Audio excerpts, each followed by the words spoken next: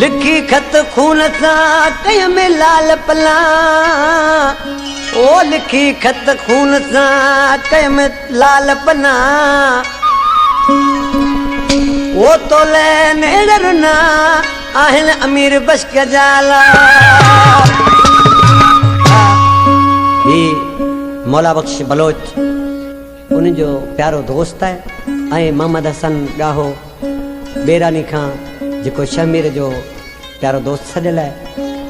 शमीर बलोच अलीगुल चांडिया तो ख़बर आहे छा जो माण्हू को कंहिंखे मरीज़ खे वठी वेंदो आहे हिनखे सुई हणाए अचिस जो हिनखे बुखार आहे इंजेक्शन बि चवंदा आहिनि ऐं सुई बि चवंदा आहिनि हिन आशिक वीचारे इंजेक्शन सां हुन सुई सां रत कढी ऐं ख़त लिखण लॻो आहे पंहिंजे महबूब ॾे पर लिखी ऐं छा पियो चवराए मोकिलियोसि मुंहिंजो ख़त पढ़ियो हूंदी मुझो रत ॾिठो हूंदी मुझो खत मिलियो हूंदी मुझो रत ॾिठो हूंदी खीर जड़ा अच प्यारा पला मूं तोले लिखी कया लाल लिखा सूरम सुई असां जाने लिखा सूरम सुई असां तो दे लिखा सूरम सुई असां मुझो खत पढ़ियो हूंदी मुझो रत ॾिठो हूंदे मुझो खत मिलियो हूंदी मुझो रत ॾिठो हूंदे खीर जड़ा अच प्यारा पला मूं तोले लिखी कया लाल लिखा सूरम सुई असां तो दे लिखा सूरम सुई असां जानी लिखा सूरम सुई असां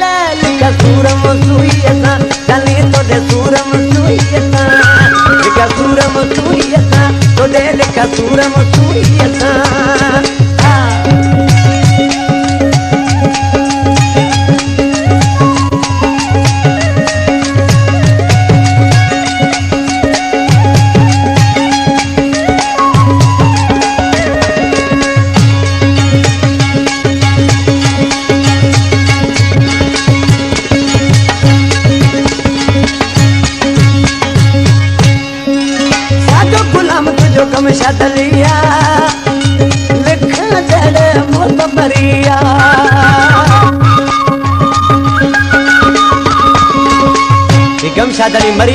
दूरन जो सता हलन जो कलामा दिसी छा तो थे ओ सागो गुलाम तुझो कमशाद अली आल खदड़ मोप मरिया गलती जवाब जानी उमानो ओ थियर थियो वड डाले लिखा सूरम सुई असा तोडे लिखा सूरम सुई असा मुझो खत मिलो होती मुझो रत दितो होते मुझो खत पढ़ो